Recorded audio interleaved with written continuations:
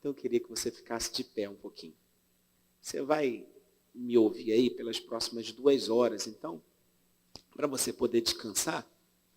Neemias capítulo 1, verso 1 ao verso 11, que para facilitar, eu vou ler na versão de que faço uso, versão revista e atualizada. Neemias capítulo 1, verso 1 ao verso 11, diz assim a palavra de Deus. Neemias, capítulo 1, verso 1 ao verso 11. As palavras de Neemias, filho de Acalias. No mês de Quisleu, no ano 20º, estando eu na cidadela de Suzã, veio Anani, um dos meus irmãos, com alguns de Judá. Então, lhes perguntei pelos judeus que escaparam, que não foram levados para o exílio e acerca de Jerusalém. Disseram-me, os restantes que não foram levados para o exílio e se acham lá na província, eles estão em grande miséria e desprezo. Os muros de Jerusalém estão derrubados e as suas portas queimadas.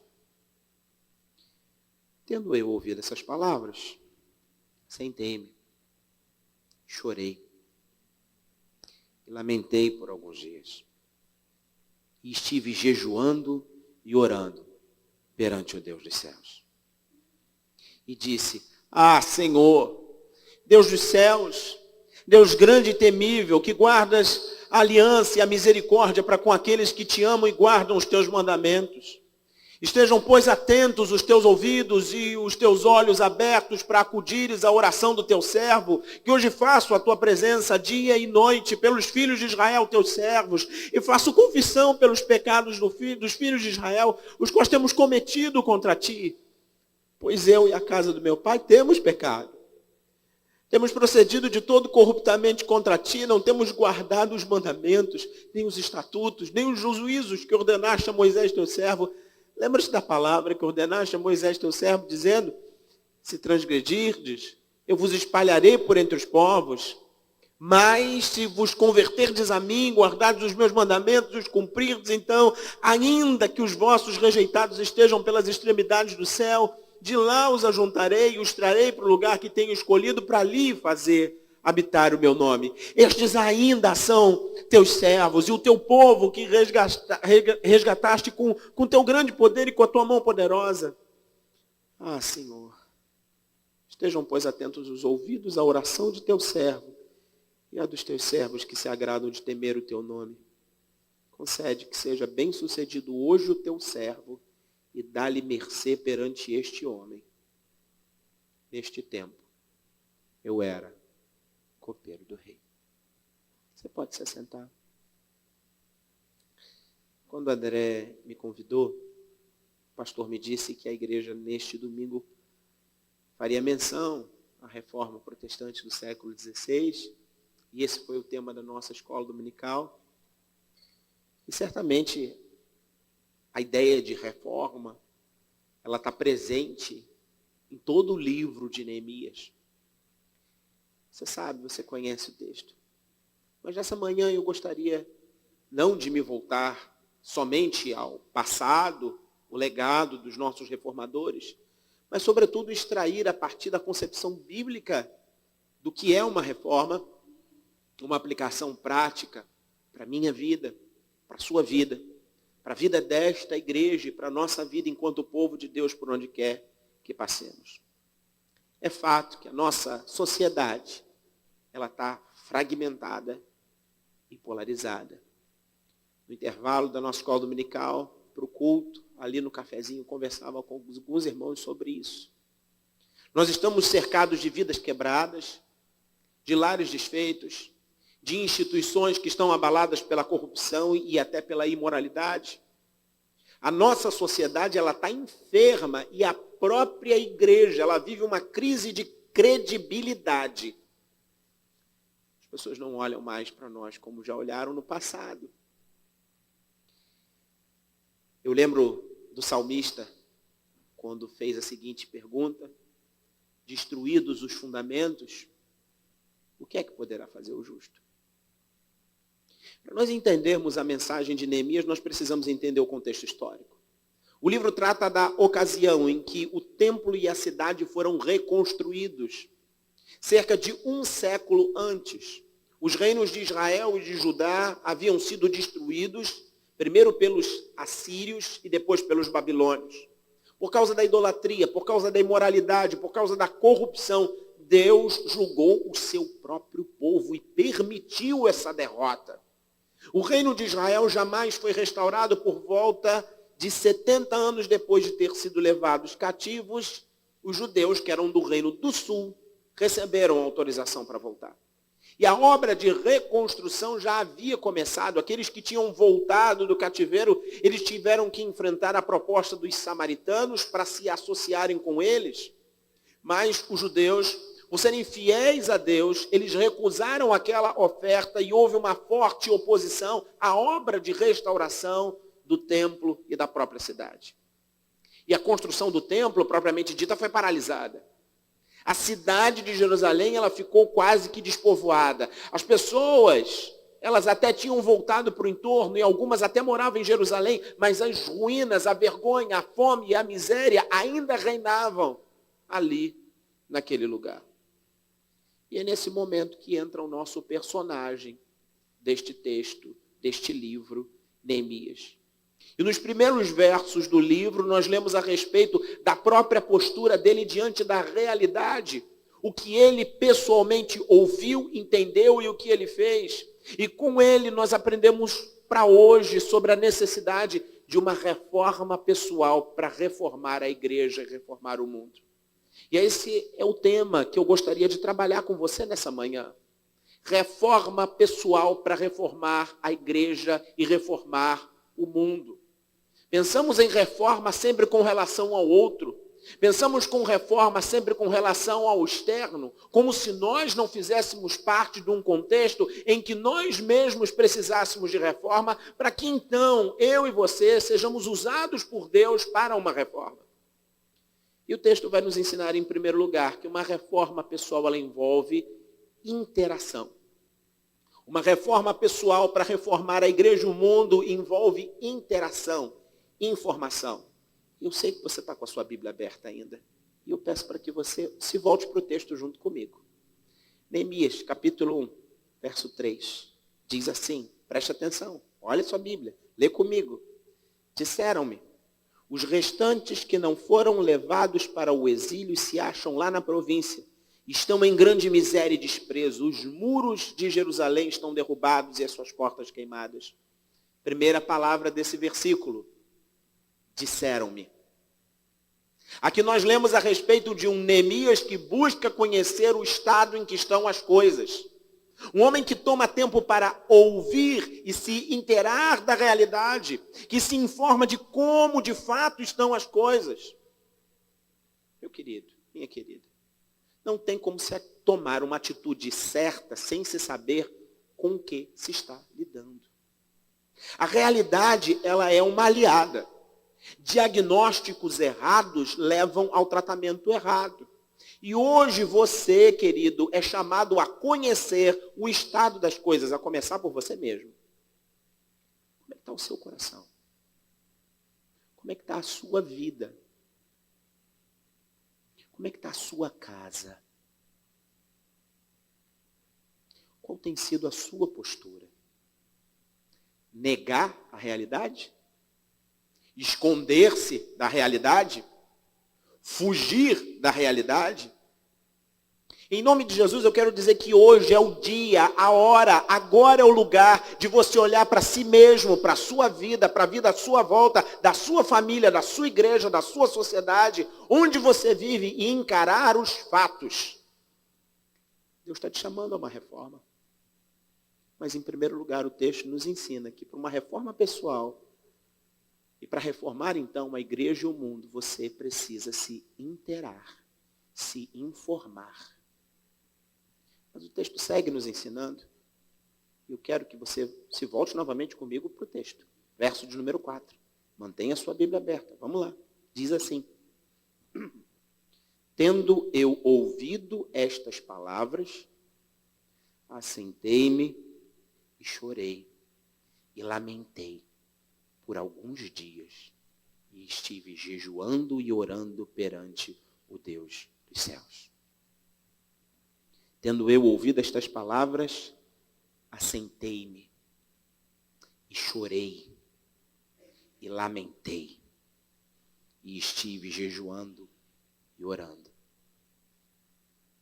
Para reformar a igreja e o mundo, precisamos de uma reforma pessoal. E essa reforma pessoal, ela passa pela necessidade da interação, da informação, de se conhecer o estado das coisas. Mas não adianta de nada você ter informação sem você ter introspecção, sem você ter reflexão. De nada adianta a informação se eu não tenho a capacidade de refletir sobre aquilo que eu estou tomando conhecimento.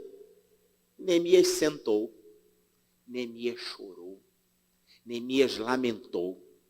Neemias passou então a jejuar e a orar. São atitudes de quem pensou, de quem refletiu, de quem entendeu e continuou pensando, refletindo e examinando, porque não é bom proceder sem refletir, e peca quem é precipitado, nos diz o livro de Provérbios. Não adianta conhecer a realidade, é preciso ler a realidade. Não basta se inteirar das informações, é necessário se comover com o estado das coisas. A gente não pode permitir que a nossa mente seja cauterizada, ou seja, ouvir, ler, assistir e não ser tocado no coração. A gente não pode considerar normal aquilo que as Escrituras condenam. Não se pode tomar como verdade o que as Escrituras ensinam ser abominação. E eu receio que se você tem visto e ouvido os jornais, a sua vizinhança, se você tem se apercebido do que está à sua volta, e mesmo da sua casa, e você não está alarmado com o que está acontecendo, é porque você não entendeu ainda. Se você ainda não se assentou e colocou as mãos na cabeça para lamentar, e talvez até para chorar, e para jejuar, é porque você talvez não tenha entendido a gravidade do que está acontecendo. Esse mundo jaz no maligno. Não basta recitar o versículo só. É preciso entender o quão espiritualmente diabólico é esse mundo caído, distante de Deus e da verdade de Deus.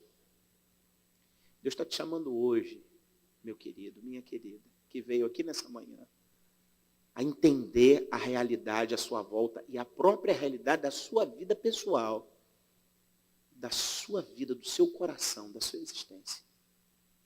Uma reforma pessoal que nos capacita a reformar a igreja e o mundo, ela passa pela necessidade da interação, da informação, tanto quanto da introspecção, da reflexão.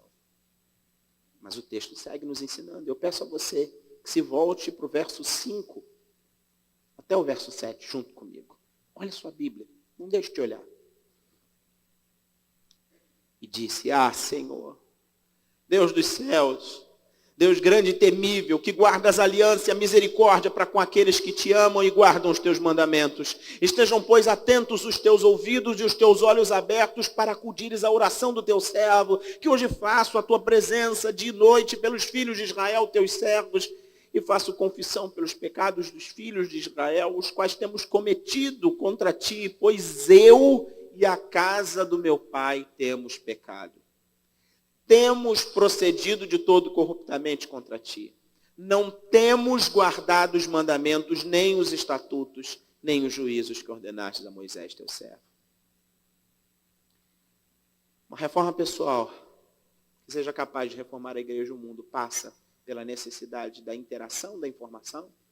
Ela passa pela necessidade da introspecção, da reflexão. Mas ela passa pela necessidade da confissão, da responsabilização. Perceba o texto. Eu e a casa de meu pai temos pecado. Temos procedido de todo corruptamente. Não temos guardado os mandamentos. Nesse trecho nós temos o início de uma resposta a uma conscientização. Neemias entende o que está se passando. Ele percebe que algo precisa ser feito. E ele se compreende como parte daquela realidade e se entende, então, parte da solução. E a postura dele é um passo de fé, de coragem, de ousadia, de rendição ao poder, à justiça, à majestade, à pureza e à santidade de Deus. E assim como fez o profeta Daniel, nós vemos Neemias se prostrar diante de Deus e orar em confissão de pecados.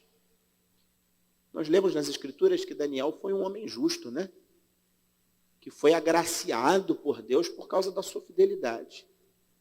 Mas lá no capítulo 9, do livro do profeta Daniel, nós encontramos uma oração muito semelhante.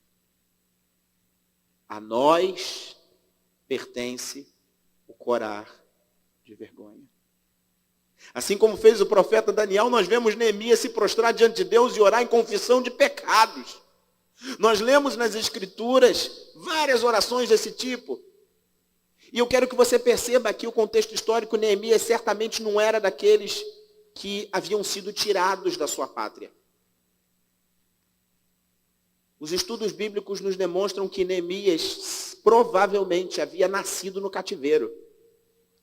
O que significa que ele não tinha experimentado a realidade da idolatria, da corrupção, da opressão e da imoralidade que haviam sido experimentados no reino do norte de Israel e no reino do sul de Judá.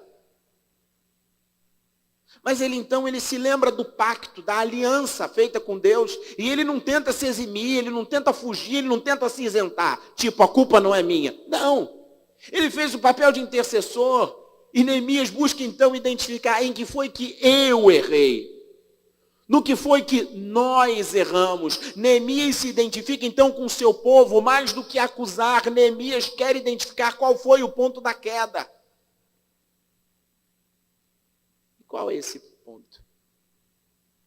Enquanto povo, enquanto humanos, criados à imagem e semelhança de Deus, e mais especificamente como povo escolhido por Deus, o erro está em não guardar os mandamentos, os estatutos e os juízos determinados por Deus em sua palavra. E Neemias então lembra do pacto, ele lembra da aliança, ele confessa, nós apostatamos. Nós quebramos a nossa parte no acordo. Nós temos nos afastado de ti e feito aquilo que não agrada o Senhor. Você lembra da experiência do profeta Isaías? Aquele texto clássico de Isaías capítulo 6, no ano da morte do rei Uzias, eu vi o Senhor assentado num alto e sublime trono. Lembra disso? E Neemias, então, ele diz desesperado, ai de mim, eu estou perdido, porque eu sou homem de lábios impuros e eu habito no meio de um povo de impuros lábios. Meu querido, Deus te chama hoje à confissão, à responsabilização. Ele te chama a identificar o problema, e é certo que se trata de algo muito mais central, muito mais fundamental do que você imagina, mas eu quero lembrar que o mesmo texto de Romanos que nos disse que o Evangelho é o poder da salvação de todo aquele que crê, tanto judeu quanto grego, porque o justo viverá pela fé, é o mesmo Evangelho que nos lembra o livro dos Salmos dizendo, não há um justo sequer, todos, sem exceção, pecaram e carecem da glória de Deus. Por isso que uma reforma pessoal para reformar a igreja e o mundo, ela passa pela necessidade da informação, de você se inteirar, ela passa pela necessidade da introspecção, da reflexão, mas ela passa necessariamente pela confissão, pela responsabilização. Ela passa pela necessidade de eu e você assumirmos a nossa parte nisso. Mas o texto segue nos ensinando. Olha para o texto aí, verso 8, verso 9. Diz assim a Sagrada Escritura. Neemias segue sua oração dizendo, lembra-te da palavra que ordenaste a Moisés, teu servo, dizendo, se transgredirdes, eu vos espalharei por entre os povos, mas, se vos converterdes a mim e guardardes os meus mandamentos, e os cumprirdes, então, ainda que os vossos rejeitados estejam pelas extremidades do céu, de lá os ajuntarei e os trarei para o lugar que tenho escolhido para ali fazer habitar o meu nome. Uma reforma pessoal para transformar a igreja e o mundo, ela passa além da informação, da interação, além da introspecção e da reflexão, além da confissão e da responsabilização, ela passa pela conversão. Ela passa pela transformação. Neemias, então, entendeu a sua primeira e principal missão. Não se tratava de consertar o outro. Não se tratava de apontar o erro do outro, ainda que ele soubesse que o erro era coletivo, portanto, a culpa não era só dele.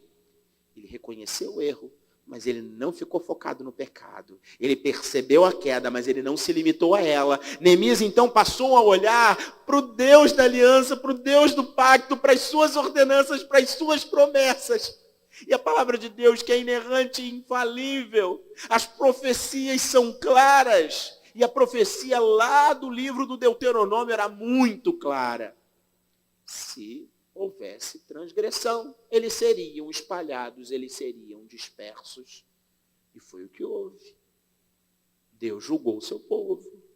Eles foram tirados do seu lar, desagregados, fragmentados, suas cidades foram destruídas, sua terra foi desolada, porém a profecia continha, como ainda contém hoje, uma condicional: se vos converterdes a mim, se vocês guardarem os mandamentos, se vocês os cumprirem, então não importa onde vocês estejam, não importa em qual lama vocês estejam chafurdados, não importa em quais laços vocês estejam amarrados, não importa em qual dura realidade vocês estejam envolvidos, eu vos recolherei, eu vos ajuntarei, eu sou o Deus que restaura. O Senhor havia dito a Salomão, texto conhecido nosso: se o meu povo, que se chama pelo meu nome, se humilhar e orar e me buscar e se converter dos seus maus caminhos, então eu ouvirei dos céus, perdoarei os seus pecados e sararei a sua terra. Neemias percebeu a necessidade de mudança e não perdeu tempo. A disposição do seu coração esteve em orar, em confessar, em buscar o Senhor, em voltar às promessas claras, límpidas, profundas e verdadeiras das Escrituras Sagradas. Ele se voltou para o seu Deus. Não se trata de consertar o outro, de corrigir o outro. Começa de mim em direção ao outro, da parte para o todo. Deus está te chamando hoje, meu irmão, minha irmã, a mudar.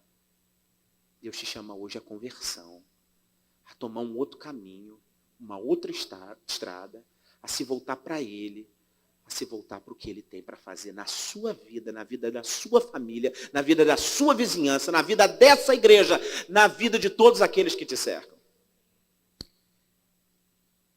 Mas o texto ainda segue, nos ensinando ainda uma última lição. Verso 10 e verso 11. Estes ainda são os teus servos e o teu povo que resgataste com teu grande poder e com tua mão poderosa. Ah, Senhor, estejam, pois, atentos os teus ouvidos à oração do teu servo e a dos teus servos que se agradam de temer o teu nome. Concede que seja bem sucedido hoje o teu servo e dá-lhe mercê perante este homem. Você está sendo chamado hoje a se inteirar da realidade, a refletir sobre ela, a se responsabilizar e a mudar o rumo da sua vida, se convertendo, agora andando em novo caminho. E para isso, você precisa se dedicar à oração, renovando a aliança com Deus. Você é chamado hoje a renovar a sua parte no pacto, na aliança, porque aqui nós temos o fundamento de toda essa transformação, porque a reforma acontece primeiro a partir de nós, porque nós sabemos que nós somos os seus servos, nós somos o povo de Deus. No Antigo Testamento e mesmo o judaísmo do tempo apostólico tinha entendido de forma equivocada o chamado. A eleição, a doutrina bíblica, que nós presbiterianos, nós reformados, tanto amamos de falar, não era por mérito, não era por obra. A reforma acontece por amor. Foi por bondade, misericórdia, por total compaixão de Deus. Aqueles homens e mulheres foram chamados para servir a Deus no mundo. E eu e você hoje somos chamados a servir a Deus no mundo, a proclamar a glória de Deus, para anunciar a salvação de Deus. E então Neemias, ele fez menção à confissão fundamental da nação de Israel, que remonta aos 2 primeiros versículos do livro do Êxodo, capítulo 20. Você sabe que Êxodo 20 são os 10 mandamentos. Lembra disso? Pois é. O que está escrito lá? Eu sou o Senhor teu Deus, que te tirei da terra do Egito. Eu sou o Senhor que te tirei da casa da servidão. Então, séculos mais tarde, Neemias percebe que eles ainda são povo de Deus, são servos de Deus, porque o pecado mancha, o pecado destrói, o pecado fere, o pecado magoa, mas o pecado ele não é maior do que Deus. Então Neemias ora dizendo, estejam atentos os teus ouvidos, concede graça, concede mercê, misericórdia, porque ele sabe quem é o seu Deus, ele sabe o teor da aliança, ele sabe que Deus é fiel. Deus te chama hoje, meu querido, minha querida, a voltar à aliança, a fazer parte da mesa, assumir o seu sacerdócio, para que você seja a luz do mundo, representante do pacto, embaixador da aliança. Você é mensageiro de Deus, você é profeta de Deus, você é instrumento nas mãos de Deus para uma reforma profunda, real, renovadora, transformadora. E essa obra é a redenção operada por Cristo Jesus na vida de todo aquele que crê. Por isso eu quero concluir esta mensagem lembrando que, sem sombra de dúvida, o maior restaurador, o maior reformador de todos os tempos, o único redentor da realidade humana é Jesus Cristo.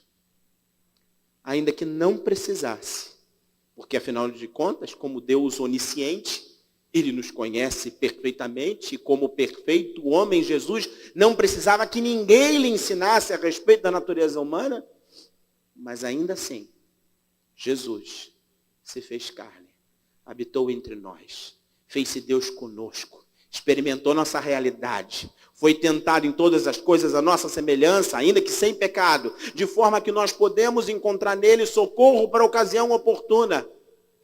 Faça como Jesus, se intere, se informe, conheça o estado em que estão as coisas, à luz das Escrituras. Quando Jesus, no seu tempo, olhou para as pessoas aflitas e exaustas como ovelhas que não têm pastor, Jesus se comoveu. O mais íntimo do seu ser foi tocado.